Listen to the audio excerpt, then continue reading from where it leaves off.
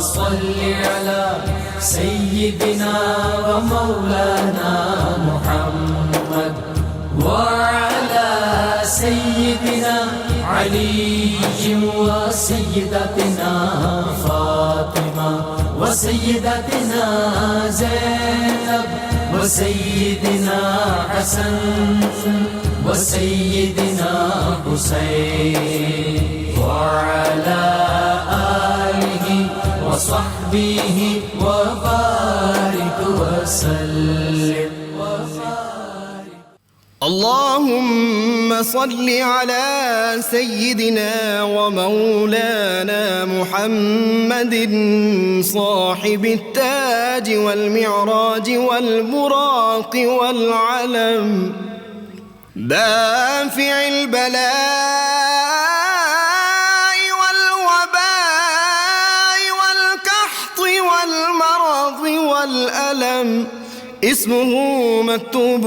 مرفوع مشفوع منقوش في اللوح والقلم سيد العرب والعجم جسمه مقدس معطر مطهر منور في البيت والحرم شمس الضحى بدر الدجى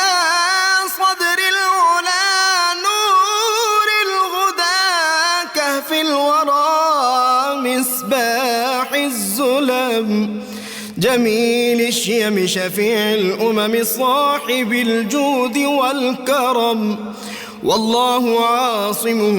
وجبريل خادمه والبراك مركبه والمعراج سفره وفوق سدرة المنتهى مقامه وقاب قوسين مطلوبه والمطلوب مقصوده والمقصود موجود سيد المرسلين خاتم النبيين شفيع المذنبين أنيس الغريبين رحمة للعالمين راحة العاشقين مراد المشتاقين شمس العارفين سراج السالكين مصباح المقربين محب الفقراء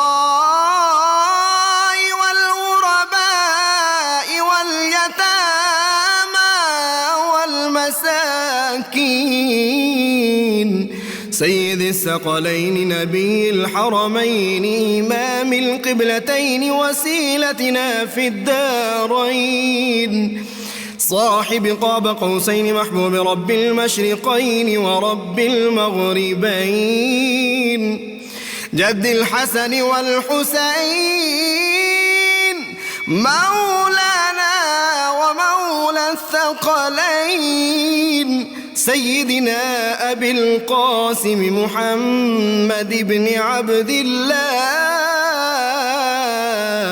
نور من نور الله يا أيها المشتاقون بنور جماله بلغ العلا بكماله كشف الدجى بجماله حصنت جميع خصاله صلوا عليه وآله وأصحابه وسلموا تسليما बिस्मिल्लाहिर्रहमानिर्रहीम। अस्सलाम वालेकुम नाज़रीन। प्रोग्राम सुबह नूर के साथ आपका मीज़बान नज़ीर अहमद गाज़ी पेशावर स्टूडियो से हाज़िर खिदमत है। नाज़रीन किराम, मैं हज़रत अबू अनीस मोहम्मद बरकत अली साहब रहमहुल्लाह की मशहूर तालीफ़ अस्माउन नबी करीम सल्लल्लाहु अलैहि वसल्लम से एक इसमें मुबारक पढ़ने की सआदत हासिल कर रहा हूँ। सैयदना अन्नाशिरु सल्लल्लाहु अलैहि वसल्लम हमारे सरदार, इस्लाम फैलाने वाले, दुरूद व सलाम भेजे अल्लाह आप सल्लल्लाहु अलैहि वसल्लम, आपकी आले पाक और आपके सहाबा किराम पर। सैयदना अबू हुरैरा रदियल्लाहु अन्हु से है कि हुजूर नबी करीम सल्लल्लाहु अलैहि वसल्लम ने इरशाद फरमाया, ایک بندہ مومن کو اس دنیا سے وصال کے بعد جن نیکیوں کا ثواب ملتا ہے وہ یہ ہیں: ایسا علم جس کے حصول کے بعد لوگوں میں اس کی اشاعت کی گئی ہو، اس کی نیک اولاد جو اس کے لیے دعائے مغفرت کرے، وہ قرآن جو اس نے کسی کو تلاوت کرنے کی غرض سے تحفہ کے طور پر دیا ہو، وہ مسجد جو اس نے عبادت کے لیے بنوائی ہو، مسافر خانہ یا نہر جو اس نے جاری کروائی ہو، اور وہ صدقہ جو اس نے اپنی تندرستی اور حیات میں اپنے مال میں سے دیا ہو، یہ وہ نیکیاں ہیں جن کا اسے موت کے بعد ثواب ملتا رہے گا۔ ناظرین کرام، میں اپنے بعض پروگراموں میں پہلے بھی کہتا رہا ہوں کہ بلال کی اذان، بصیری کا کلام اور احمد رضا کا سلام، وہ کون سا عاشق رسول دنیا کے کسی کونے میں رہتا ہے جس کی زبان اس سے لذت آشنا نہیں ہے۔ ناظرین کرام،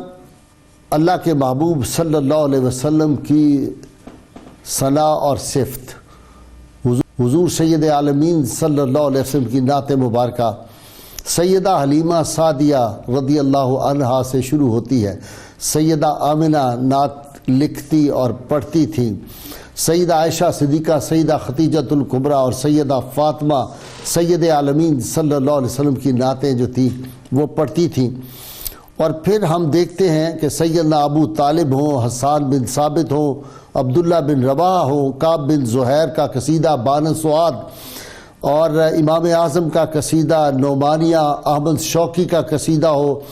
جامی کا ہو، سعدی کا ہو، حافظ ہو، عطار ہو، رومی ہو، اقبال ہو، اور بیدم وارسی ہو، امیر منائی ہو، امام احمد رضا رحمۃ اللہ علیہ نے کتنے ہی قصائد لکھے۔ یہ وہ عشق رسول صلی اللہ علیہ وسلم کی ایک حسین روایت جو ہے، یہ ہماری 14.25 صدیوں سے جاری ہے اور تا قیامت جاری رہے گی، اور ہماری زبانیں اور ہمارے کان اس سے لذت آشنا ہوتے رہیں گے، اور قلوب کو زندگی ثنائے مصطفیٰ صلی اللہ علیہ وسلم سے حاصل ہوتی ہے۔ اس لیے ظفر علی خان نے کہا تھا نا، دل جس سے زندہ ہے وہ تمنا تمہیں تو ہو، اور ہم جس میں بس رہے ہیں وہ دنیا تمہیں تو ہو۔ اہل علم جانتے ہیں کہ حضور سید عالمین صلی اللہ علیہ وسلم کی جب نعت نابغہ جو دی رضی اللہ تعالیٰ عنہ نے سنائی تھی آپ صلی اللہ علیہ وسلم کی بارگاہ میں، تو آپ نے دعا دی، اللہ تمہارے منہ کو سلامت رکھے۔ تو 180 برس کا بزرگ جو ہے اس کے دانت اسی طرح سلامت تھے جس طرح اس کے 17 سال کی عمر میں دانت سلامت تھے۔ سید عالمین صلی اللہ علیہ وسلم کی جو نعت پڑھے گا اس کے منہ سے بھی خوشبو آئے گی، اس کے کلام سے بھی خوشبو آئے گی، وہ ذہنوں کو معطر کرے گا، اس کا اپنا قلب و ذہن بھی روشن رہے گا۔ ناظرین، آج ہم جس کلام پاک کے بارے میں، جس کلام کے بارے میں بات کر رہے ہیں، قصیدہ بردہ شریف، اس کے فضائل و برکات کے حوالے سے قصیدہ بردہ کیا ہے؟ آج سے 800 برس پہلے ایک عاشق رسول جو پہلے بادشاہوں کے درباروں میں جا کر ان کے قصیدے لکھتا تھا، انعام و اکرام پاتا تھا، پھر ایک روز ایسا بھی ہوا کہ اس کو فالج کا مرض لاحق ہو گیا، جسم بے جان ہو گیا۔ اطباء کا علاج کیا، شاہی طبیب جو تھے بلائے گئے، علاج کر کے سب عاجز آ گئے۔ جب کسی طرف کچھ نہیں بنا تو پھر وہی بات ہوئی کہ کسی نے دل سے کہا تھا کہ میرا تو کائنات میں تیرے سوا کوئی نہیں، عرض تیری، سما تیرے، بندے تیرے، خدا تیرا۔ پھر اس طرف جو ہے وہ نگاہیں جھک گئیں، اور جب اس طرف ہوئیں تو پھر آپ صلی اللہ علیہ وسلم کی بارگاہ اقدس میں قصیدہ لکھا۔ یہ قصیدہ بردہ کیا تھا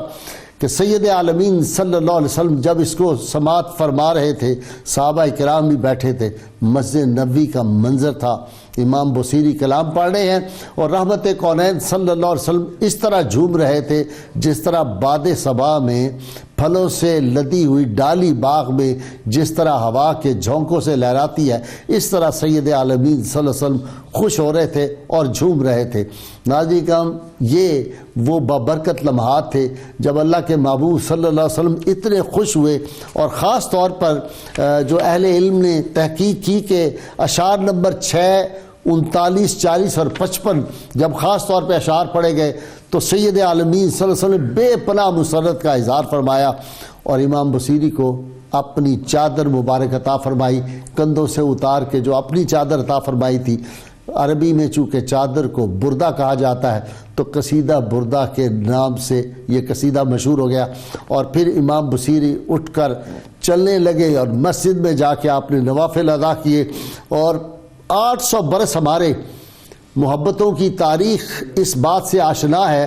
کہ اہل علم نے ہر دور میں، اہل عشق و محبت نے ہر دور میں اس کو بطور وظیفہ بھی پڑھا ہے۔ اور ہماری کون سی اہل محبت کی مسجد اور کوئی محفل پاک یہ اس بات کی نشانی ہے کہ 8 صدیوں میں کون سا درس حدیث ہے، بخاری شریف کا درس ہوتا ہے پہلے قصیدہ بردہ پڑھا جاتا ہے، نعت کی محفل ہوتی ہے قصیدہ بردہ پڑھا جاتا ہے، 92 چینل کی کوئی تقریب بڑی جو ہوتی ہے وہ قصیدہ بردہ سے شروع ہوتی ہے۔ اور قصیدہ بردہ کی پھر یہ جو محبوبیت کا عالم تھا کہ سلطان عبد المجید اول جو ترکی کے بادشاہ تھے، انہوں نے اس کو مسجد نبوی کے گنبدوں کی جو چھت تھی اس پہ یہ سارے کندہ کروائے تھے، خوبصورت کتابت سونے کے پانی سے لکھوائے تھے، اور یہ چلتے رہے۔ بس کچھ سیاہ دل لوگوں نے ان کے بعض اشعار کے اوپر جو ان کی سمجھ سے بالا تر ہے اس پہ انہوں نے سیاہی پھیر دی ہوئی ہے، اب بھی آپ دیکھتے ہیں، لیکن اس کے باوجود مسجد نبوی دلہن کی طرح سجی ہوئی ہے۔ اور آج بھی قصیدہ بردہ کے اشعار، اور پھر وہ جو حجرہ فاطمہ ہے جہاں سے روضہ نبوی کے اندر داخل ہوتے ہیں، آج بھی اس کا جو پرانا تالا ہے اس پہ وہی ترکوں کے دور کا لکھا ہوا ہے، الحبیب الذی ترجا شفاعتہ لکل حول من الاحوال مقتائمی، کہ یہ اللہ کے وہ حبیب ہیں جو مصائب، آلام اور تباہ کر دینے والے جو غم ہوتے ہیں ان میں شفا بخشتے ہیں۔ یہ جو شعر میں نے پڑھا ہے، سعادت حاصل کی ہے، یہ آج بھی کوئی مصیبت لاکھ میں ہو یہ اشعار 11 مرتبہ پڑھ لے تو اللہ تعالیٰ اس کے صدقے میں وہ ساری تکلیفیں دور فرما دیتے ہیں، مریضوں کو شفا مل جاتی ہے۔ تو ناظرین کرام، در دل اقبال نے کہا در دل مسلم مقام مصطفیٰ آبروئے باز نام مصطفیٰ، اس حسن لازوال کے قربان جائیے میں جس کی آرزو میں چراغ سحر ہوا۔ تو آج ہمارا موضوع جو ہے وہ ہے حضرت قصیدہ بردہ شریف کے فضائل و برکات۔ اس کو بطور وظیفہ اس کے بعض اشعار جو ہیں مشکلات میں بھی پڑھے جاتے ہیں۔ میرے ساتھ آج جو میرے اسکالر حضرات لاہور اسٹوڈیو میں مجھے کر رہے ہیں، مفتی محمد فاروق القادری، آپ ان سے واقف ہیں، اور ان کے ساتھ علامہ محمد احمد برکاتی ہیں، یہ کئی کتابوں کے مصنف، نوجوان اسکالر، اور ڈاکٹر شبیر احمد جاوی جنہوں نے تصوف پہ بڑا کام کیا ہے، ضخیم کتابیں لکھی ہیں۔ میرے تینوں اسکالر آپ ان سے واقف ہیں۔ میں ابتدا کر رہا ہوں مفتی فاروق القادری صاحب سے، لاہور اسٹوڈیو میں بیٹھے ہیں مفتی صاحب۔ جی مفتی صاحب، قصیدہ بردہ شریف، آپ بھی تو قصیدہ بردہ شریف پڑھتے ہیں ماشاءاللہ، اشعار اس کے، جی آپ سے ابتدا کر رہا ہوں۔ بسم اللہ الرحمن الرحیم۔ غازی صاحب، آپ نے بجا فرمایا قصیدہ بردہ شریف تقریباً گزشتہ 800 سال سے اس امت کے لوگوں کے دلوں کا سکون بنا ہوا ہے۔ قصیدہ بردہ شریف دراصل امام بصیری کے جو قلبی جذبات اور عشق سے معمور جو ان کی کیفیات تھیں، وہ ان کیفیات کا نچوڑ اور نتیجہ ہے، جس وجہ سے اس قصیدے میں عشق مصطفیٰ کی خوشبو ہے اور اس کو بے پناہ مقبولیت حاصل ہے، اور دنیا بھر کی تمام زبانوں میں اس کی ٹرانسلیشن موجود ہے۔ لوگ اس کو عربی میں بھی پڑھتے ہیں، اپنے تراجم میں بھی پڑھتے ہیں اور اس سے سکون حاصل کرتے ہیں۔ مجھے ایک بات بطور خاص یہ کہنی ہے کہ قصیدہ بردہ شریف کے اگر ہم اشعار پڑھیں تو تقریباً 162 اشعار ہیں، اور بعض روایات کے مطابق کچھ کم اور زیادہ بھی بتائے گئے ہیں۔ امام بصیری رحمۃ اللہ علیہ نے ان اشعار میں ہر شعر کے درمیان مولا یا صلی وسلم دائماً ابداً علی حبیبی کا خیر الخلق کلہم نہیں لکھا، لیکن ہم پڑھتے ہوئے یہ ضرور پڑھتے ہیں۔ اس کی وجہ یہ ہے کہ امام غزنوی رحمۃ اللہ علیہ نے قصیدہ بردہ شریف کو ایک عرصہ دراز تک پڑھا کہ مجھے دربار رسالت سے شفقتیں اور نوازشات حاصل ہوں، مگر ان پر قصیدہ بردہ شریف کی برکات ظاہر نہیں ہوئیں، تو اپنے شیخ کامل سے رجوع کیا اور اس بارے میں پوچھا، تو انہوں نے مراقبہ کیا تو پتہ چلا کہ امام بصیری نے جب دربار رسالت میں قصیدہ بردہ شریف سنایا تھا تو ہر شعر اس کے بعد وہ پڑھتے تھے مولا یا صلی وسلم دائماً ابدا، پورا شعر۔ اس لیے آج بھی جب ہمارے ہاں قصیدہ بردہ شریف پڑھا جاتا ہے تو یہ شعر ضرور پڑھا جاتا ہے، اور ان کے شیخ کامل نے یہ بھی بتایا کہ جب یہ شعر پڑھا جاتا تھا تو مصطفیٰ کریم علیہ الصلوۃ والسلام کے چہرے پر مسکراہٹ چمک اٹھتی اور آپ خوش ہو جایا کرتے تھے۔ دوسری بات یہ کہ اس قصیدہ شریف کے پہلے اور آخری شعر پر غور کیا جائے تو ہمارے مشائخ نے لکھا ہے کہ ایک بڑا اہم نقطہ ظاہر ہوتا ہے۔ پہلا شعر امن تذکری جیران بذی سلامی، امن تذکری، یہ دو علیحدہ علیحدہ لفظ ہیں، لیکن اگر اس کو ہم پڑھتے ہیں تو امنتا ایک لفظ بنتا ہے جس کا معنی ہے تو امن میں آ گیا، یعنی قصیدہ بردہ شریف پڑھنے والا جیسے ہی پڑھنا شروع کرتا ہے وہ امن کی حدود میں داخل ہو جاتا ہے۔ اور اس کا آخری شعر ہے وَأَطْرَبَ الْعِيسَى، اس میں پیغام یہ ہے وَأَطْرَبَ الْعِيسَى حَادِ الْعِيسِ بِالنِّغَمِ، کہ فرحت اور سرور اور چین اور سکون اس کا نتیجہ ہے قصیدے کا۔ گویا آخری اور پہلا شعر یہ بتا رہا ہے پڑھتے ہوئے امن میں آ جاتا ہے، اور پڑھنے کا نتیجہ یہ نکلتا ہے کہ دل کی راحت، سکون، فرحت اور چین اور دربار مصطفیٰ کی نوازشات حاصل ہو جاتی ہیں۔ اللہم صلی علی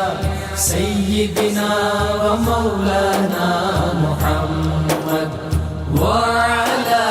سيدنا علي وسيدتنا فاطمة وسيدتنا زينب وسيدنا حسن وسيدنا حسين وعلى آله وصحبه وبارك وسلم۔ اللهم صل على سيدنا ومولانا محمد وعلى سيدنا علي وسيدتنا فاطمة وسيدتنا زينب وسيدنا حسن وسيدنا حسين وعلى آله وصحبه وبارك وسلم۔ علامہ برکاتی سے میں پوچھنا چاہ رہا ہوں کہ یہ بات درست ہے کہ اس کا ہر شعر جو ہے میم پہ ختم ہوتا ہے، اور میم محمد صلی اللہ علیہ وسلم کی میم ہے، اس طرح بھی بعض لوگوں نے کیا ہے۔ جی برکاتی صاحب آپ سے مخاطب۔ بسم اللہ الرحمن الرحیم۔ آج غازی صاحب جس قصیدہ شریف کی خیر و برکات سمیٹنے کے لیے یہاں پر ہمیں حاضری کا شرف حاصل ہو رہا ہے، یقیناً یہ وہی قصیدہ ہے کہ جس کو جب سے لکھا گیا ہے اللہ تعالیٰ نے مقبولیت عامہ عطا فرمائی، چونکہ اس کی وجہ یہ ہے کہ یہ لکھا گیا تھا اس صمیم قلب سے کہ جب انسان اپنی زندگی سے بالکل مایوس ہو جائے، اس کے ہر طرف اس کو گھٹا ٹوپ اندھیرے نظر آئیں، اور پھر اس کے دل سے کوئی امنگ نکلے کہ کوئی تو چیز ہے جو مجھے یہاں سے بچائے گی، محفوظ کر سکتی ہے، اور وہ ہے صرف اور صرف دامن مصطفیٰ صلی اللہ علیہ وسلم۔ ان کے نثار کوئی کیسے ہی رنج میں ہو، ان کے نثار کوئی کیسے ہی رنج میں ہو، جب یاد آ گئے ہیں سب غم بلا دیے، بلکہ اس موقع کے لیے اگر اعلیٰ حضرت کی ہی زبان میں یہ کہا جائے کہ فریاد امتی جو کرے حال زار میں، ممکن نہیں کہ خیر البشر کو خبر نہ ہو، تو یہ انہوں نے عرض کیا تھا آقا کریم علیہ السلام کی خدمت میں۔ اور غازی صاحب 14 سال تک آپ فالج کی کیفیت میں رہے، جسم کا نصف حصہ آپ کا مفلوج تھا، اور اتنا طویل وقت ظاہر ہے علاج معالجہ کی انہوں نے انتہا کی ہوگی، وزراء تک جو ان کے مراسم تھے، شاہان عرب تک ان کے تعلقات تھے، لیکن ان کے جسم میں سلامتی نہ ہوئی۔ تو جب ان کو یہاں تک بعض لوگوں نے لکھا کہ ان کو اٹھا کے کسی غار میں منتقل کر دیا گیا تھا کہ وہاں پر جو ہے وہ آپ کی جو زندگی ہے وہ اپنے اختتام تک پہنچے گی، لیکن پھر اٹھا کر گھر میں لے آئے۔ جب رشتہ دار بھی مایوس ہوں، خود بھی مایوس ہوں، اور پھر اس وقت جو ہے آقا کریم علیہ السلام کی خدمت میں عرض کیا جائے تو پھر یہ وہی قصیدہ بنتا ہے۔ اور جو آپ نے فرمایا کہ میم سے ہے، تو اگر ہم پیچھے جائیں تو ایک قصیدہ بردہ وہ تھا جو بان سعاد کے نام سے حضرت کعب بن زہیر رضی اللہ عنہ کا تھا، اور وہ لام سے تھا اور یہ میم سے تھا۔ تو یہ بھی ان کے ایک عشق کی بات ہے کہ انہوں نے قصیدے کے لیے ردیف میم استعمال کی تاکہ میں صحابی رسول سے سبقت نہ لے جاؤں، آگے بڑھنے سے خود کو روکا ہے انہوں نے. اور پھر ان کی یہ دیکھیں محبت تو یہی ہے نا، پھر میم سے اگر سرکار دو عالم علیہ السلام کا اسم مقدس ہے تو پھر میم سے مراد مکہ بھی ہے اور میم سے مراد مدینہ منورہ بھی ہے. تو یہ ان کی تمام محبتیں یہاں پر جمع نظر آ رہی ہیں. اور غازی صاحب قبلہ اس کا ایک دیکھیے سب سے بڑا جو ہم خیر و برکات کی بات کر رہے ہیں، اس دور میں جو ایک وزیر تھے بہاؤدین، ان کو جو ہے یہ قصیدہ جیسی ان کو خبر ملی تو انہوں نے کہا کہ یہ قصیدہ آپ ہمیں عطا کریں. لکھ کے دیا گیا. پھر ان کا عمل یہ رہا زندگی بھر کہ وہ ننگا سر، اس دور میں ننگا سر ہونا اپنے آپ کو انتہائی جو ہے وہ گرانے والی بات ہوتی تھی، اپنے آپ کو انتہائی عاجز کرنے والی بات ہوتی تھی. ننگے سر اور ننگے پاؤں خود بھی وہاں پر کھڑے ہو جاتے اور اپنے اہل خانہ کو بھی کھڑا کرتے، اور پھر ان میں سے کوئی شخص جو ہے وہ قصیدہ بردہ شریف پڑھتا. اور پھر سعد الدین الفارقی، یہ بہت بڑے ایک ادیب اور محدث گزرے ہیں، ان کو جب آشوب چشم ہوا اصل میں مفتی صاحب، اب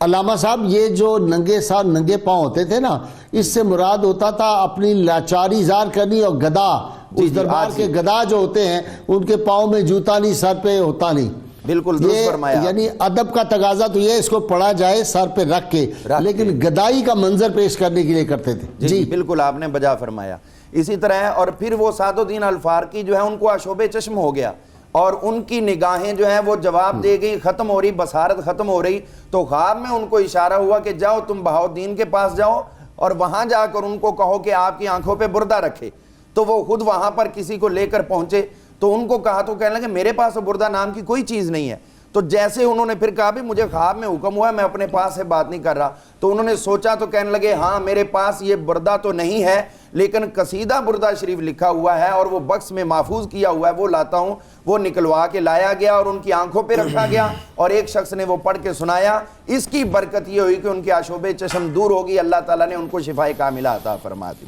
تو غازی صاحب اس جی علامہ شبیر جامی صاحب، علامہ صاحب جامی صاحب، آج بھی یہ قصیدہ بردہ جو ہے اس کے فضائل و برکات اسی طرح ہیں. آپ کو یاد ہوگا یہ ان کی نظر ختم ہو گئی تھی. یہ جو بابا ہمارے جلو آنوی صاحب آتے ہیں، پیر جلو آنوی بزرگ ہیں، تو ان کی نظر بھی بالکل ختم ہو گئی تھی. ڈاکٹروں نے جواب دے دیا تھا اور یہ قصیدہ بردہ پڑھتے ہیں اور نبی کریم صلی اللہ علیہ وسلم کے روضہ انور کے اندر کی جو خاک پاک ہے، کوہل البصر جس کو ہم کہتے ہیں، اس کو انہوں نے سرما میں ملا کے استعمال کیا. تو اب بھی ڈاکٹر حیران ہیں کہ ان کی آنکھ کے پیچھے، پردے کے پیچھے نور نہیں ہے، لیکن بابا جی بغیر اینک کے پڑھتے بھی ہیں، لکھتے بھی ہیں، شاعری بھی کرتے ہیں. جی علامہ جامی صاحب، اس کے فضائل و برکات. غازی صاحب اس میں کوئی شک نہیں کہ قصیدہ بردہ شریف کو جس طرح علماء کے اندر اور بالخصوص صوفیاء کے اندر اور امت کے اندر مقبولیت عامہ حاصل ہوئی، اس کے کچھ اسباب و وجوہات بھی ہیں. اس میں تذکرہ نگاروں نے یہ وضاحت کی ہے کہ جب امام بصیری رحمۃ اللہ علیہ اپنے نو عمری کے زمانے میں بادشاہوں کے بڑے قریب تر تھے اور ان کے قصیدے لکھتے تھے، تو ایک دفعہ وہ رستے میں جا رہے تھے تو ایک انتہائی خوبصورت بزرگ ان کو ملے اور ان کو تھوڑا سا روک کر انہوں نے کہا کہ آپ کو کبھی زندگی میں حضور نبی اکرم صلی اللہ علیہ وسلم کی بھی زیارت ہوئی ہے؟ اور اس انداز سے ان کے ساتھ بات کی کہ وہ بات ان کے دل میں اتر گئی. تذکرہ نگاروں نے لکھا ہے کہ وہ حضرت خضر علیہ السلام تھے. ان کو بنیادی طور پر حضرت خضر علیہ السلام نے وہ بنیادی کرنٹ لگایا تھا جس کے بعد انہوں نے قصیدہ مزریہ اور قصیدہ حمزیہ لکھا. اور ایک دفعہ اس فالج سے بھی پہلے حضور نبی اکرم صلی اللہ علیہ وسلم کی ذات مقدسہ کو صحابہ کرام کے جھرمٹ میں زیارت کر چکے تھے. بعد میں جب ان پر فالج کی کیفیت ہوئی اور اس عرصہ دراز ہوا تو ان کو وہ چونکہ پہلے بھی تجربہ حاصل تھا تو پھر ایسے درد مندانہ انداز سے ایسے حسن انتخاب اور الفاظ لے کر آئے اور وہ اپنی گہری روحانی عشق و مستی کی کیفیت کے ساتھ اس کو آپ نے لکھا. اب اس کے اندر اتنی گہرائی ہے غازی صاحب روحانی اعتبار سے اور اعتقادی اعتبار سے کہ یہ عقیدے کے باب میں بھی اور روحانیت کے باب میں بھی قصیدہ بردہ شریف کو اتھارٹی اور اتھنٹک سمجھا جاتا ہے. بہت سارے عقائد کے مسائل، بہت ساری تصوف کی مباحث کا اب بھی مدار عقیدہ بردہ شریف پر ہے۔ وہ لوگ جو حضور نبی اکرم صلی اللہ علیہ وسلم کی حضوری کے ظاہری دلائل کے قائل نہیں ہوتے، جب ان کو بھی قصیدہ بردہ شریف کی مشاقی سے گزارا جاتا ہے تو وہ خود کہتے ہیں جی یہ الہامی کلام لگتا ہے، اس کے اندر وہ معنویت اور جاذبیت ہے کہ اس کا پڑھنے والا ہو نہیں سکتا کہ وہ ولایت کاملہ کی طرف نہ دھکیل دیا جائے۔ تو غازی صاحب علامہ صاحب ایک بات یہاں پہ میں بتاؤں ڈاکٹر جامی صاحب کہ لوگوں کو شک ہوتا تھا کہ جی یہ کیسے ممکن ہے کہ خواب میں آ کے چادر مبارک عطا کی گئی اور اس کے باوجود خواب میں چادر عطا کی گئی اور یہ چادر بعد میں ان کے پاس رہی، یہ کیسے ممکن ہے؟ تو میں ابھی پچھلے ہفتے سندھ کے دورے پہ تھا، کھڑا شریف ایک جو ہے گمبٹ کی تحصیل میں ایک جگہ ہے، خانقاہ ہے وہاں قادری سلسلے کی، وہاں سے میں ہو کے آیا ہوں۔ وہاں نبی کریم صلی اللہ علیہ وسلم ان کے جد امجد جو موجودہ سیادہ نشین ہیں مخدوم ندیم، ان کے ہاں تشریف لائے۔ آپ صلی اللہ علیہ وسلم نے ان کو اپنی جو تھی دستار مبارک عطا کی، وہ دستار مبارک بھی موجود ہے، اور جہاں آپ صلی اللہ علیہ وسلم تشریف فرما ہوئے تھے اس جگہ پہ جو درخت پیدا ہوا، آج بھی اس درخت کے ہر پتے پہ اسم محمد لکھا ہوا ہے صلی اللہ علیہ وسلم، اور وہ پتے میں لایا ہوں، میں نے اپنے احباب میں بھی تقسیم کیے ہیں، اور ابھی اور مخدوم صاحب نے کل میں نے ریکویسٹ کی تھی کہ ہمیں اور پتے بھیجیں۔ ہر پتے پر سفید رنگ سے ایسے لگتا ہے جیسے کتابت کیا ہوا ہے اسم محمد خط کوفی میں، تو وہ اس طرح موجود ہے۔ تو ان کے قصیدہ نے تو بے شمار عقائد کے جو معاملات تھے ان کو بھی حل کر دیا ہے، جو آج کے دور میں لوگ بعض اعتراضات کرتے ہیں۔ جی جامی صاحب۔ غازی صاحب یہاں میں آپ کو پیر مہر علی شاہ صاحب رحمۃ اللہ علیہ کا ایک واقعہ بتاؤں جس سے آپ اندازہ لگا سکتے ہیں کہ یہ ایک قصیدہ بردہ شریف نے عقائد کے کن کن مسائل کو حل کیا۔ ان کے تذکروں میں لکھا ہے کہ کچھ لوگوں نے ان سے آ کر سوال کیا کہ جناب یہ جو آپ کے اعتقادات ہیں ان کے پیچھے تو دلائل کی وہ قوت نہیں ہے، تو انہوں نے فرمایا کہ آپ قصیدہ بردہ شریف کو نہیں جانتے، آپ اس کے خلوص نیت کے ساتھ عامل بنیں تو یہ قصیدہ بردہ شریف کا وظیفہ آپ کے اندر وہ حضوری کی کیفیت لائے گا۔ تو جب انہوں نے اس کو پڑھا تو وہ خود کہتے ہیں کہ ہم نے لا الہ الا اللہ محمد الرسول اللہ کو لکھا ہوا ہر پاکیزہ جگہ پر دیکھا، اور حضور نبی اکرم صلی اللہ علیہ وسلم کے روضہ مبارک کی زیارت چاروں طرف ہوتی تھی۔ تو یہ ہے جی قصیدہ بردہ شریف کے وہ فضائل اور وہ مناقب اور وہ درجات۔ تو یہ تو قصیدہ حضور نبی اکرم صلی اللہ علیہ وسلم کے روحانی فیض کی ایک حجت اور دلیل ہے۔ اللہم صلی علی سیدنا و مولانا محمد وعلى سيدنا علي وسيدتنا فاطمة وسيدتنا زينب وسيدنا حسن وسيدنا حسين وعلى آله وصحبه وبارك وسلم۔ اللهم صل على سيدنا ومولانا محمد وعلى سيدنا علي وسيدتنا فاطمة وسيدتنا زينب وسيدنا حسن وسيدنا حسين وعلى آله وصحبه وبارك وسلم۔ علامہ برکاتی آج بھی اگر کوئی اس درد، اس سوز، اس فراق، اس کیفیت، اس خلوص کے ساتھ قصیدہ بردہ شریف پڑھے تو یہی جو رسول اللہ صلی اللہ علیہ وسلم کے معجزات ہیں یہ قیامت تک زندہ ہے، اور آج بھی معجزے ہوتے ہیں آپ صلی اللہ علیہ وسلم کی بارگاہ سے، تو آج بھی ہو سکتا ہے، آج بھی بیماروں کو شفا ملتی ہے، آج بھی وہ جو ہے مردہ دل زندہ ہوتے ہیں۔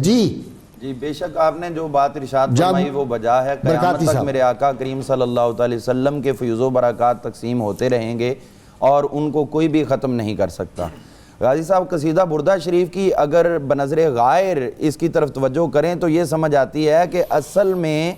جو امام بصیری رحمۃ اللہ علیہ تھے انہوں نے اپنے قصیدہ کے اندر اپنے متقدمین جتنے بھی مقربین رسول تھے ان کے بیانات کو، چاہے وہ نثر میں تھے چاہے وہ نظم میں تھے، ان کو جمع کر دیا ہے۔ آپ کے قصیدہ کا کوئی بھی شعر لے لیں، وہ پیچھے اگر ریسرچ کریں گے تو آپ کو کسی نہ کسی ہستی کا کوئی نہ کوئی اس کی طرف واضح اشارہ ملے گا۔ لہٰذا اگر یہ کوئی کہے کہ یہ سارا ان کا صرف اور صرف ذاتی تخیل تھا اور ایک نئی چیز انہوں نے پیدا کی ہے، نئی چیز پیدا نہیں کی بلکہ پہلی تمام چیزوں کو انہوں نے ایک اپنے رنگ میں لا کر دنیا کے سامنے پیش کیا ہے اور آقا کے ساتھ اپنی محبت کا اظہار کیا ہے۔ جو آپ نے فرمایا کہ حضور صلی اللہ علیہ وسلم کے اسی طرح جاری و ساری ہیں، اس بات کو تقویت ملتی ہے اس بات سے انفاس العارفین کے اندر حضرت شاہ ولی اللہ محدث دہلوی رحمۃ اللہ علیہ، جن کو تمام مسلمان انتہائی قدر اور محبت کی نگاہ سے دیکھتے ہیں، انہوں نے یہ خود اپنے والد محترم کا واقعہ ذکر کیا ہے، اور وہ میں اختصاراً عرض کرنا چاہوں گا تاکہ اس کا جو سرکار نے چادر عطا کی ہے اس کی توثیق لوگوں کے سامنے آ سکے۔ وہ یہ تھی کہ وہ بیمار تھے ان کے والد محترم شاہ ولی اللہ کے، حضرت شاہ عبد الرحیم رحمۃ اللہ علیہ، تو وہ فرماتے ہیں کہ ابھی میں ادھر موجود تھا، لیٹا ہوا تھا اور زندگی سے مایوس ہو چکا تھا، لیکن ہوا یہ کہ میرے ان کے ایک اکابرین میں تھے شیخ عبدالعزیز، ایک تو شیخ عبدالعزیز محدث دہلوی ان کے بیٹے تھے، ٹائیفائڈ تھا ان کو، جی جی بالکل ایسے ہی ان کو ٹائیفائڈ تھا، درست آپ نے فرمایا۔ تو اب وہ اس طرح ہوا کہ انہوں نے کہا کہ آپ کی چارپائی کی سمت درست نہیں ہے، آقا تشریف لا رہے ہیں، آپ کی چارپائی کے پاؤں جو دروازے کی طرف سے ادھر سے آقا نے آنا ہے، تو آپ نے فوری طور پر جیسے ہی آپ کے احوال درست ہوئے آپ نے چارپائی چینج کروائی، آقا تشریف لائے اور پھر اس کے بعد آقا نے کرم نوازی فرمائی، ان کے اوپر دست شفقت رکھا اور فرمایا کہ زندگی سے مایوس نہ ہو، اللہ تعالیٰ تمہیں صحت بھی دے رہا ہے اور تمہیں اس کے ساتھ طویل عمر بھی عطا فرما رہا ہے۔ اور اس کے فوری بعد جو ہے انہوں نے عرض کیا، دل میں سوچا، بلکہ کہا نہیں دل میں سوچا، اور آقا کریم علیہ السلام اس کیفیت سے جو ہے وہ واقف تھے، تو آپ نے فرمایا تو سوچ رہا ہے کہ تو نشانی مانگتا ہے تو میں تمہیں اپنی طرف سے اپنی ریش مبارک کے 2 بال عطا فرماتا ہوں۔ تو پھر جب ان کو ہوش آئی، کیفیت ان کی وہ ختم ہوئی، ظاہری ہوش میں آئے، تو پھر اس وقت انہوں نے کہا کہ آقا نے تو عطا کی تو میرے تو ہاتھ میں ہے ہی نہیں، پھر دوبارہ اسی کیفیت میں گئے تو آقا نے فرمایا میں نے تجھے عطا کر دی اور اس چیز کا احترام قائم رکھنے کے لیے میں نے وہ تمہارے تکیے کے نیچے رکھ دیے ہیں، اور جب پھر دوبارہ درست ہوئے ہیں، سرانے کے نیچے، سرہانے کے جی اس کے نیچے رکھے ہیں، اور پھر اس کے فوری بعد جو ہے جب آپ اٹھے ہیں تو بالکل حشاش بشاش اور تمام تکلیفیں دور ہو چکی ہیں، اور وہ آپ نے وہاں سے وہ بال مبارک نکالے اور لوگوں کو دکھائے، پھر لوگوں کے اوپر جو ہے وہ اس بال کی جنہوں نے دیکھنی ہو وہ انفاس العارفین میں دیکھے کہ کس قدر جو آپ نے فرمایا قیامت تک جاری ہیں، اور وہاں سے وہ ظاہر ہوئی۔ اب غازی صاحب دیکھیے یہ کشف الظنون کے جب اندر اس کو باہر نکالتے تھے، جی جی جب اس کو دھوپ میں نکالتے تھے ان مبارک کو تو بادل سایہ کرتا تھا، بے شک بے شک۔ تو کشف الظنون کے اندر حاجی خلیفہ نے قصیدہ بردہ شریف کے حوالے سے یہ بہت خوب بات لکھی اپنے دور کی۔ وہ فرماتے ہیں کہ ہم یہ دیکھتے ہیں، کشف الظنون میں فرماتے ہیں کہ ہم یہ دیکھتے ہیں کہ کیفیت یہ ہے کہ لوگ تو اس قصیدہ کو جنازوں کے اوپر بھی پڑھتے ہیں۔ حضور صلی اللہ علیہ وسلم نے ارشاد فرمایا اکثروا بالقول اکثروا بالجنازۃ قول لا الہ الا اللہ، جنازوں کے اوپر لا الہ الا اللہ کی کثرت کیا کرو۔ تو کلمہ طیبہ پڑھتے اور اس کے ساتھ ساتھ وہ قصیدہ بردہ شریف بھی بلند آواز سے پڑھتے جاتے تھے، لوگوں کو اس قصیدہ سے اس قدر خیر و برکات حاصل تھیں، اور خصوصاً وہی شعر جو ابھی مفتی صاحب نے فرمایا تھا، ترجا شفاعتہ، سرکار دو عالم علیہ السلام سے شفاعت کی امید۔ تو اسی طرح اگر ہم دیکھتے ہیں تو یہ وہ ہستی معمولی نہیں ہے، لوگ ان کو صرف میں نے دیکھا ہے کچھ کتابوں میں صرف صوفی لکھا ہوا ہے، صوفی نہیں تھے، یہ اپنے دور کے عظیم محدث تھے، ابو حیان، اور پھر جو ہے وہ ابن سید الناس جنہوں نے عیون العصر لکھی ہوئی بڑی مشہور کتاب ہے، اور اس کے علاوہ عز الدین ابن جماعت جیسی شخصیات امام بصیری رحمۃ اللہ علیہ کی شاگرد تھیں، اور ان سے یہ فیض یافتہ تھیں۔ جو 13 سال کی عمر میں قرآن حفظ کرتا ہے اور اس کے بعد وہ پھر مصر سے تعلیم حاصل کر کے لوگوں کو وہ بانٹتے ہیں اور اتنے بڑے بڑے اکابر محدث پیدا کیے ہیں، تو یہ قصیدہ ان کا کسی بھی مقام پر نہ قرآن پاک سے باہر جاتا ہے نہ حدیث پاک سے باہر جاتا ہے۔ حضور صلی اللہ علیہ وسلم۔ بہت شکریہ۔ ڈاکٹر جامی کی طرف آتا ہوں۔ ڈاکٹر جامی صاحب، آج بھی بطور وظیفہ اولیاء کرام اس کو پڑھتے چلے آئے ہیں، آج بھی اولیاء کرام پڑھتے ہیں اس کو، اور اس کا طریقہ بھی کوئی بتایا بزرگوں نے کہ کیسے پڑھنا چاہیے؟ جی ہاں، صوفیہ کرام نے قصیدہ بردہ شریف کے پڑھنے کے کچھ آداب اور کچھ طریقے متعین کیے ہیں۔ ایک تو سب سے بنیادی پہلی شرط یہ ہے کہ اس کے لیے باوضو ہوا جائے۔ دوسری اس کے لیے شرط رکھی ہے کہ وہ اوقات جن کے بارے میں قرآن و حدیث میں اطلاع ہے کہ یہ مستجاب الدعوات وقت ہیں، ان وقتوں میں اگر قصیدہ بردہ شریف کو پڑھا جائے تو اس کی بہت زیادہ اہمیت ہے۔ غازی صاحب بنیادی طور پر بات چل رہی تھی قصیدہ بردہ شریف کے حوالے سے، تو اس کے لیے جو میں گزارش کر رہا تھا کہ باوضو ہونے کے بعد مستجاب الدعوات جو وقت ہیں ان میں اگر قصیدہ بردہ شریف پڑھا جائے تو وہ بہت اثرات لاتا ہے۔ اس کے علاوہ امام بصیری رحمۃ اللہ علیہ کی روح کو ایصال ثواب کیا جائے اور ان کی روح سے بھی روحانی استمداد لی جائے، تاکہ انہوں نے جس عشق و محبت کے ساتھ یہ کلام لکھا اور حضور نبی اکرم صلی اللہ علیہ وسلم کو خود سنایا، تاکہ اس کی جھلک بھی پیدا ہو۔ تو غازی صاحب جب ان کے روح کو ایصال ثواب کیا جاتا تو امام بصیری رحمۃ اللہ علیہ نے جس جذبے کے ساتھ یہ لکھا اور بارگاہ نبوی صلی اللہ علیہ وسلم میں سنایا تو اس کی چاشنی اور راحت بھی شامل ہو جائے گی، اس وجہ سے یہ قصیدہ پھر بڑے اثرات لائے گا۔ غازی صاحب وہ جو آپ بات پوچھ رہے تھے کہ آج کے جو نعت خواں حضرات ہیں اور نعت خواں حضرات جس کلام کا پڑھنے کے لیے انتخاب کرتے ہیں اس کے لیے 3 چیزیں ہونا ضروری ہیں۔ ایک تو نعت خواں کو اپنے ایمانی اور ربط رسالت کے باب میں وہ عشقی کیفیت والا ہونا چاہیے اور اس کے لیے مشاقی بھی کرنی چاہیے۔ یہاں مشاقی صرف ادائیگی لفظ پر نہ رہے بلکہ اس کے ساتھ ساتھ روح اور دل کی بھی وہ کیفیت ہونی چاہیے، تاکہ اس بندے کا ادائیگی کے دوران ظاہر و باطن میں یکسانیت رہے۔ دوسرا غازی صاحب ضروری بات یہ ہے کہ کلام کے انتخاب میں ہمیشہ محنت کی جائے، کیونکہ بنیادی طور پر یہ جو نعتیں ہوتی ہیں یہ عشق رسول کا پیغام ہوتی ہیں، اور یہ نعتیں اپنے اندر ایمان باللہ اور ایمان بالرسالت کے عقیدے کی چاشنی لے کر آتی ہیں، تو لہٰذا اس کے اندر الفاظوں کا انتخاب، مضمون کی بندش، جو اعلیٰ لیول کے علماء ہیں یا بہت اعلیٰ نعت لکھنے والے لوگ ہیں ان کا کلام زیادہ ممبروں پر پڑھا جانا چاہیے۔ اللہم صلی علی سیدنا و مولانا محمد وعلى سيدنا علي وسيدتنا فاطمة وسيدتنا زينب وسيدنا حسن وسيدنا حسين وعلى آله وصحبه وبارك وسلم۔ اللهم صل على سيدنا ومولانا محمد وعلى سيدنا علي وسيدتنا فاطمة وسيدتنا زينب وسيدنا حسن وسيدنا حسين وعلى آله وصحبه وبارك وسلم۔ مفتی فاروق القادری صاحب کی طرف آتا ہوں۔ قاضی صاحب میں ایک اور بات بڑی بہت یہ قصیدہ بردہ شریف کے 2-3 شعروں کے بارے میں کہنا چاہتا ہوں، وہ یہ ہے کہ ایک تو دربار رسالت سے استغاثہ، استمداد، دستگیری اور روحانی امداد کے لیے اگر کوئی شخص چاہے کہ مجھے میسر آئے تو اس سے چاہیے، ہمارے مشائخ اور اولیاء نے تصریح کی ہے، وہ یہ شعر قصیدہ بردہ شریف کا ضرور پڑھا کرے، یا اکرم الخلق مالی من الوذ بہ سواک عند حلول الحادث العممی، کہ اے رسول پاک آپ کے دربار کے علاوہ اور جائے پناہ کون سی ہے، میں کہاں جا کر عرض کروں کہ مجھے ان غموں اور ان مسائل کے بھنور سے نجات ملے، سو آپ میری دستگیری فرمائیے۔ دوسری بات یہ کہ جو شخص یہ چاہے، اکثر لوگ یہ کہتے بھی ہیں جی کہ آپ دعا کریں ہمارے بچے کا ذہن کھل جائے، علم نصیب ہو جائے، یا مجھے کوئی علم کی چاشنی نصیب ہو،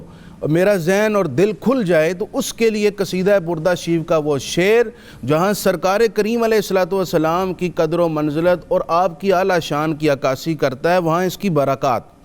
امام بصیری نے لکھا فَإِنَّ مِن جُودِكَ الدُّنْيَا وَدَرَّتَهَا وَمِنْ عُلُومِكَ عِلْمَ اللَّوْحِ وَالْقَلَمِ کہ اے رسول کریم، اے جان رحمت، آپ کے یہ جو دنیا و آخرت ہے یہ آپ کے جود و سخا میں سے ایک ذرہ ہے، اور یہ لوح و قلم کا جو علم ہے آپ کے علوم کا ایک قطرہ ہے۔ یہ شعر تکرار سے پڑھنا چاہیے اور اس پر پورا یقین اور ایمان رکھ کر کہ سرکار کریم علیہ السلام کی شان تو اس سے بھی ورا ہے، تو اس سے دل و دماغ کھلیں گے۔ تیسری بات یہ کہ جو یہ چاہے کہ مجھے، ہمارے امام مفتی خرپوت امام خرپوتی رحمۃ اللہ علیہ نے یہ قصیدہ بردہ شریف کی شرح میں لکھا ہے کہ قصیدہ بردہ شریف کا وہ شعر جو ابھی میں عرض کرنے لگا ہوں، جو آپ نے بھی شروع میں بتایا، جو اس کو اپنے عمل میں اور وظیفے میں رکھے اسے موت بھی ایمان پر ہوگی، قبر و حشر کی سختیوں سے بھی بچے گا، اور کل قیامت مصطفیٰ کریم علیہ السلام کی شفاعت اس کا مقدر بنے گی، اور وہ یہ ہے والحبیب الذی ترجا شفاعتہ لکل حول من الاحوال مقتحم۔ اسی قصیدہ بردہ شریف میں امام بصیری رحمۃ اللہ علیہ شیخ محقق کا فرمان بھی ہے کہ حدیث پاک میں ہے کہ نبی کریم علیہ السلام کے دربار میں جو سلام پیش کرتا تھا، سرکار کریم کی کوشش ہوتی تھی کہ اس سے پہلے آپ سلام کر دیں، اور جو سلام کرتا ہے سرکار اس کو جواب دیتے تھے، اور شیخ محقق کہتے ہیں آج بھی سرکار کریم ہر سلام کرنے والے کا جواب دیتے ہیں۔ تو شیخ محقق اپنی نیاز مندانہ عرض یوں کر رہے ہیں کہ یا رسول اللہ، میں جو سلام پیش کرتا ہوں آپ ہر بار جواب کی زحمت نہ اٹھایا کریں، ایک ہی مرتبہ جواب دے دیں گے تو میرا کام بن جائے گا۔ یہ تو اپنے اپنے عشق اور محبت کی بات ہے۔ ثم رضا عن ابی بکر وعن عمر وعن عثمان ذی الکرم وعن علی وعن عثمان ذی الکرم۔ اچھا غازی صاحب، اس قصیدہ بردہ شریف میں امام بصیری رحمۃ اللہ علیہ نے مختلف فصلیں قائم کی ہوئی ہیں، چھوٹے چھوٹے چیپٹر بنائے ہوئے ہیں، اور ان چیپٹرز کے نام لکھے ہوئے ہیں، نام رکھے ہوئے ہیں، عنوان قائم کیے ہوئے ہیں۔ آپ دیکھیں کتنے دلچسپ، اور 800 سال پہلے عقائد کی شائستگی کتنی تھی کہ امام بصیری نے ایک فصل قائم کی، فصل فی ذکر میلاد النبی صلی اللہ علیہ وسلم، رسول پاک صلی اللہ علیہ وسلم کے میلاد کے ذکر میں یہ فصل ہے، اور اس فصل میں امام بصیری نے 8 اشعار حضور کے میلاد کی مناسبت سے ذکر کر کے، میلاد النبی اس دور میں بھی ایک حقیقت تھی، اور امت کا میلاد کے حوالے سے جو معمول تھا وہ آپ نے پیش فرمایا۔ بہت شکریہ مفتی صاحب، آپ کا بھی شکریہ، علامہ برکاتی اور ڈاکٹر جامی، آپ تینوں کا شکریہ کہ شفا سے ناظرین کرام وقت ہو گیا۔ مرگی کا علاج ہے، اگر کسی شخص کو مرگی کے دورے پڑتے ہوں تو نماز فجر کے بعد کسی کاغذ پر رسول اللہ صلی اللہ علیہ وسلم کا اسم مبارک المرتضیٰ 145 بار لکھ کر وہ کاغذ پانی میں بھگو کر مریض کو پلا دیں، انشاءاللہ شفا ہوگی۔ شرط یہ ہے اول و آخر کم از کم 11 مرتبہ کوئی بھی درود پاک جو ہو وہ آپ ضرور پڑھیں۔ سیدنا ابوبکر صدیق رضی اللہ عنہ کا قول مبارک فرماتے ہیں، اے مسلمانوں، اللہ سے ڈرو اور اچھی طرح یقین کر لو کہ وہ وقت قریب ہے جب ہر پوشیدہ بات ظاہر ہو جائے گی اور لوگوں کو معلوم ہو جائے گا کہ ہر چیز میں تمہارا کتنا حصہ ہے۔ اللہم صلی علی سیدنا و مولانا محمد وعلی سیدنا علی و سیدتنا فاطمہ وسيدتنا زينب وسيدنا حسن وسيدنا حسين وعلى آله وصحبه وبارك وسلم